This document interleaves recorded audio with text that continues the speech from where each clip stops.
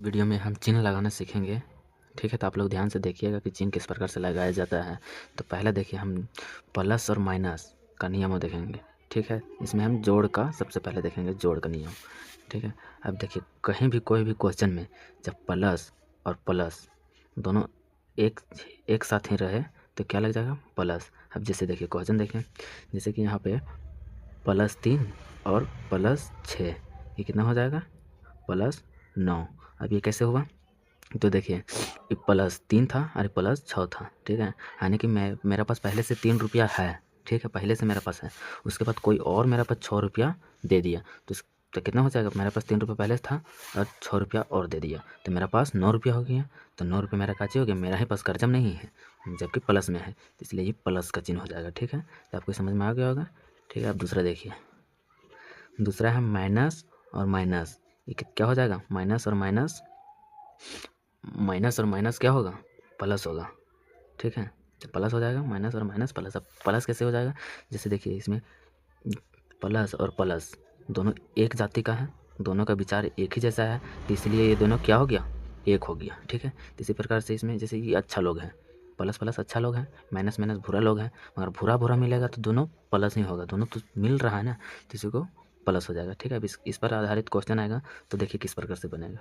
तो देखिए, माइनस अगर 4 है और -5 है तो क्या होगा, तो देखिए, हम पहले से कर्जा में है, कितना है, 4 रुपये पहले से कर्जा में है।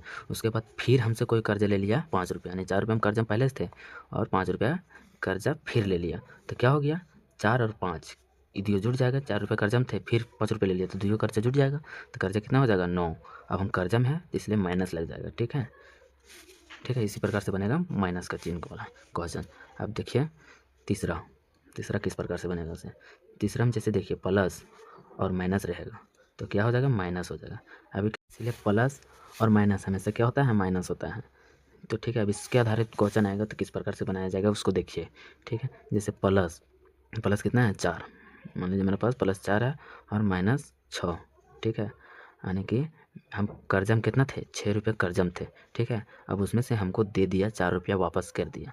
ठीक है, 6 रुपये में कर्जा थे तो 4 रुपये वापस कर दिया, तो मेरा पास कर्जा कितना बचा, 2 रुपये कर्जा बच गया, तो ये क्या हो जाएगा, मेरा आंसर यही हो जाएगा। ठीक है, अब देखिए अगला, अगला जो है माइनस और प्लस, क्या हो जाएगा, जैसे देखिए इसमें इस सब में भी विवाद हो रहा था, इसमें भी नहीं जमा, तो इसलिए माइनस प्लस क्या होता है, माइनस ही होता है।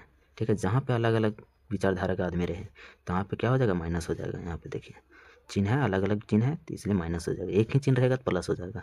ठीक है, तो इसी प्रकार से इस पर क्वेश्चन आएगा, तो देखिए किस प्रकार से बनेगा सो, तो जैसे देखिए 8 रहा, -8 और +16।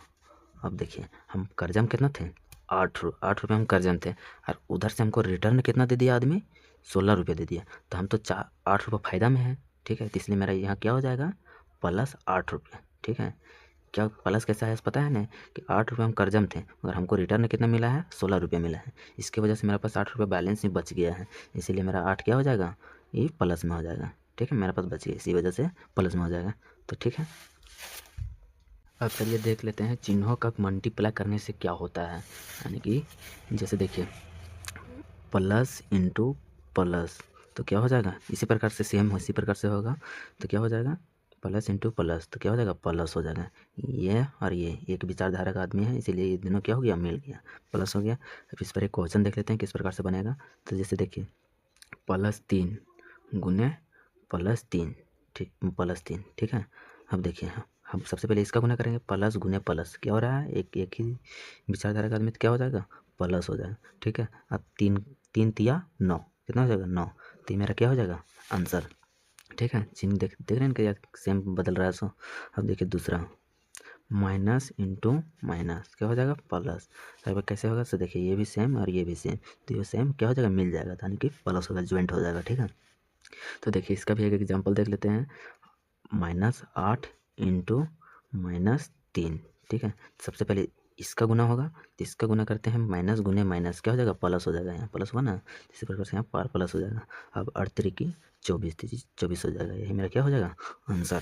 ठीक है, अब तीसरा देख लेते हैं, तीसरा क्या है, प्लस इंटू माइनस, इसमें क्या हो जाएगा, ये अलग है ये अलग है, तो हमेशा ये ही जीतता है। ठीक है, प्लस इंटू माइनस रहेगा तो माइनस ही होगा, याद है, हमेशा आपको याद रखना पड़ेगा कि प्लस इंटू माइनस रहेगा तो फिर माइनस होगा, या तो फिर माइनस इंटू प्लस रहेगा तो माइनस होगा। ठीक है, इस पर एक क्वेश्चन देख लेते हैं, जैसे कि +8 इंटू -3 कितना होगा।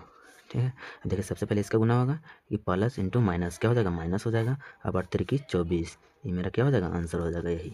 ठीक है, अब देखिए चौथा कि माइनस इंटू प्लस क्या हो जाएगा, दोनों अलग अलग है, हमेशा यही जीतेगा। ठीक है, यानी कि प्लस इंटू माइनस रहे या माइनस इंटू प्लस रहे तो क्या हो जाएगा, माइनस ही हो रहेगा। ठीक है, इस पर एक क्वेश्चन देख लेते हैं, 5 माइनस इंटू +3।